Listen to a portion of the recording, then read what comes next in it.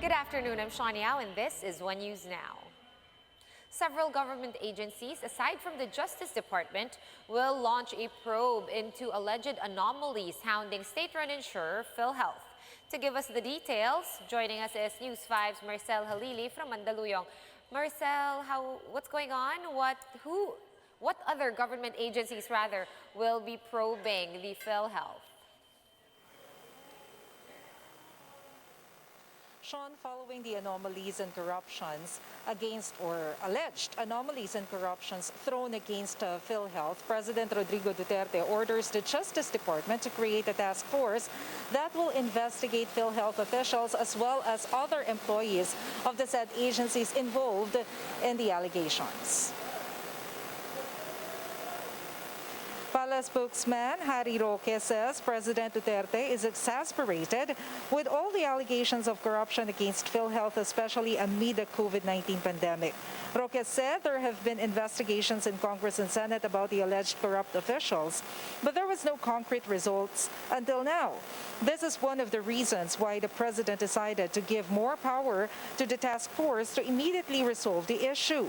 Aside from the DOJ, the Civil Service Commission, Commission on Audit, Office of the Executive Secretary, the Ombudsman, and the Presidential Anti-Corruption Commission will also be part of the task force. They will also have the prerogative to suspend any PhilHealth officials to ensure a fair trial of the case. This means that the fate of PhilHealth President Ricardo Morales also depends on the recommendation of the task force. Meanwhile, Justice Secretary Menardo Guevara says they will form a high-level task force immediately. Roque said the president has zero tolerance on corruption and that he proved this when he fired erring officials from the start of his term. He said it is moot and academic to ask whether the president has personally talked to Morales as he has made a decision on the issue. Moreover, Roque said the president's directive gives a clear message to all the crocodiles in PhilHealth that all their happy days are over. Shawn, Malacanang has insisted that the government will not allow PhilHealth to go on bankruptcy because presidential spokesperson Roque said that the government guaranteed PhilHealth. It means that if PhilHealth needs additional budget, the government will allocate fundings for them. Shawn? All right, thank you for that update, Marcel Halili, joining us from Mandaluyong. PLDT Chairman Manny V. Pangilinan assures President Duterte that they will improve their services by year-end.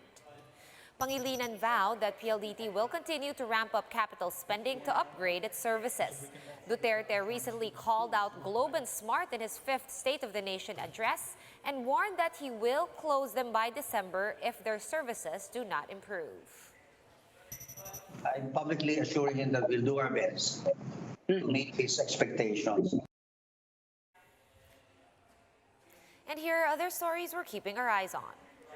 Indigenous peoples groups have filed before the Supreme Court the 26th petition seeking to declare the anti-terror law unconstitutional. The groups alleged that the controversial statute violates their right to self-determination. Palace spokesman Roque says that reports stating that the Philippines has more COVID-19 cases than Indonesia are inconclusive. Roque says Indonesia does not know the real number of its cases because it's not testing as many people as the Philippines. And NEDA Acting Chief Chua says 7 million Filipinos lost their jobs in the second quarter of the year. To address this, Roque says government is working on the proposed Bayanihan 2 law as part of the country's recovery efforts amid the pandemic. For more updates, follow News 5, The Philippine Star, and Business World online. Visit our website, onenews.ph, for more in-depth analysis. You can also catch One News on the Signal Play app. Register for a free account now at www.signalplay.com and stream One News live anytime, anywhere. I'm Shawn Yao. We are One News.